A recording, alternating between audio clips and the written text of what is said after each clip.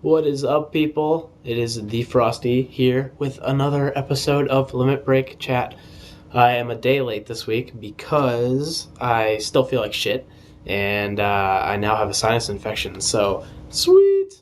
Um, this week's episode, basically just a Rayman Origins review, since I've been playing the shit out of it lately, and it's very fucking awesome. Um, Other than that, talk about maybe a few anticipated releases, maybe towards the end of the year, early next year. I'm not going to be buying anything else, really. I don't think, unless somebody can convince me that there's something else that's totally worth buying by the end of this year. I'll just be doing videos of older games along with Rayman Origins, which I'll be planning on doing a big co-op video for next week's episode. So, without further ado, let's do the review here. Rayman Origins, phenomenal game. I think at this point, saying being like halfway through the game, maybe even more, it's everything I wanted it to be, and I had expected it to be, plus more. On the plus side, the game looks beautiful. The UBI art framework engine is phenomenal, and the artwork that the people have done for the game looks great. It's very, very cool just to even look at or watch. If somebody's playing, you could just watch. Controls, they work. They're good. There's nothing wrong with the controls. There's nothing faulty about it.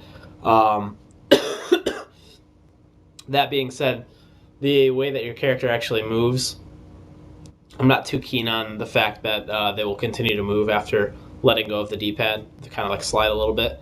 I talked about that when I did the demo video. But that, and I don't like when you jump to a wall, it automatically will stick you to the wall, because you could do wall jumps, and you could also slide down walls. And that could pose a problem a lot of times doing time trials, like especially when you're running really fast and you got to jump through something. If you hit a wall, it'll automatically stick you to that wall, and you either have the option to jump off or slide down. You can't just fall straight down on it. So if you're doing time trials, it really messes you up. I think they should have mapped the button to maybe have to tap before you hit the wall to actually stick to it. I think if you don't hit the button, it should just bounce you off and drop you straight down. Other than that, it runs pretty fluid. I mean, the 60 frames per second, I haven't seen it chug yet, so that's a plus. Fun factor, it's pretty fun. Like I said, I haven't gotten a lot into the co-op yet because I haven't been hanging out with many people lately because I've been feeling like shit. But when I do, I'm going to do some videos so you can see that more. It does seem like it has a bit of a Little Big Planet kind of feel to it, whereas you're kind of working together but you're competing, trying to get more points than the other person at the same time. So I'm not sure how that works at the end of the level. When you give all the looms to the magician, I don't know if it pools them all together or you each get your separate vial. I'm not sure, but I guess if you're playing with somebody that could be that's really good, that actually knows what they're doing as well, it could be pretty fun. So I'm looking forward to doing some videos on that. The music is awesome. I almost want to get the collector's edition for Europe when it comes out on the 25th, just to get the soundtrack. And it also comes with an art book. But I won't be downloading it because I support the game too much to get it for free. So I would absolutely pay for it, which you should too. If you like it, don't fucking download it. Just buy it. Just fucking buy it. But yeah, the soundtrack is great. There were some people out there that were complaining about the looms when you pick up a Loom King and it starts singing, where you get the double points. They were saying that it happens too much and it gets really annoying. It doesn't really happen that often. There's maybe like 2 or 3 of those in every level throughout the whole course of the level, and it only lasts like 10 seconds, I believe. Not even 10 seconds, maybe. And it's really not that annoying. So I would disregard that if you're hearing about people complaining about the Loom song. It's not that bad. I mean, yeah, it's the same thing over and over again, but it doesn't happen nearly as much as people were complaining about it happening. So, other than that, the replay value, I'd imagine, is pretty high. I haven't beaten it yet, but it just seems like I don't know. I feel like I'm more than halfway through now, and I've gotten all the Electoons, and I'm still less than halfway on the Electoons, so I feel like there's going to be a lot more to it after I beat it that has been actually released yet to people. So beating it might open up some new stuff that I'm not aware of. Um, Also, the unlockables, like unlocking new characters by getting new Electoons. I'm kind of disappointed with that because almost all the characters that you're unlocking are all teensies. And I was kind of more interested in seeing different skins for Rayman and the Globox, but 90 some odd Electoons into the game, and I'm only unlocking teensies after getting the red Globox and the blue Rayman. It's like I kind of want to get some new stuff for them because I don't enjoy playing the teensies as much as I enjoy playing Globox and Rayman. But that's just me. I mean, you might love teensies. You might be like that. You might like teensies. I don't. I'm not a big fan of them. I can say I don't like them. But overall, for me, I'm happy with the game.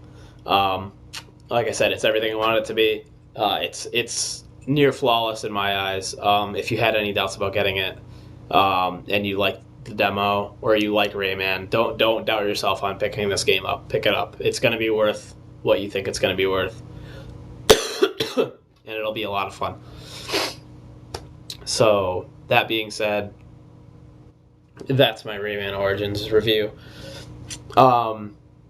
So for games that I'm planning on doing for towards the end of the year videos, I don't think I'm picking up anything else honestly through December unless there's some games that I haven't been researching enough that you guys might know about that you should say, hey, you should maybe check this out or pick it up. I am waiting for the Dark Souls 1.05 patch that's already out in Japan, and it's supposed to have fixed a lot of issues. So if that does hit US soon, I'd like to do a couple videos, showcasing the new features in the game. Not really anticipating anything. Like I said, the only game that I know I'm really waiting for right now is Final Fantasy 13 2. Yeah, I know everyone's like, oh, the first one sucked. 13 1 was fucking horrible, worst game in the series, blah blah blah. And in my opinion, yeah, it didn't live up to how Final Fantasy used to be or could have been. But if you really gave the game a chance, like it is fun. Like once you start unlocking all the missions and you start getting your characters really leveled up, spending a lot of time in Grand Pulse, it gets fun and it gets challenging. 13.2 said to have improved a lot of the stuff that people didn't like about 13. So there's not a lot of details on that yet. They tweaked the battle system. So hopefully it's good. I mean, I have a completed save from the first game, so I'll transfer that over to the second game, because I guess they give you a bonus item in the second one if you have a completed save for 13. They give you an item or something for 13 too, and it's supposed to enhance the gameplay or something. They haven't really given any details about it yet, but so that's coming in January, I believe. And then the next step after that is obviously PlayStation Vita. And people that know me or are aware of my obsession with Wipeout, Wipeout 2048 is coming out for Vita as well. So I will be picking up a Vita, probably the week early bundle, and getting 2048. Before that, I'll be doing a bunch of Wipeout videos to kind of celebrate the release, kind of like what I did with the Rayman tribute video. So, that being said, that's this week's episode. Kind of short and sweet. I feel like shit, so that's why. Keep in touch with me for next week when I do the co-op videos for Rayman Origins. I'll have the game beat by then. Until then, suggestions, any recordings you want me to do after I finish up Rayman Origins. I know a couple of you wanted to see Perfect Dark for Nintendo 64. I have that. I can play that. When I get around to it, possibly even next week, I'll do a little gameplay and commentary for that for you guys. So that's it. FrostE out. Peace, guys.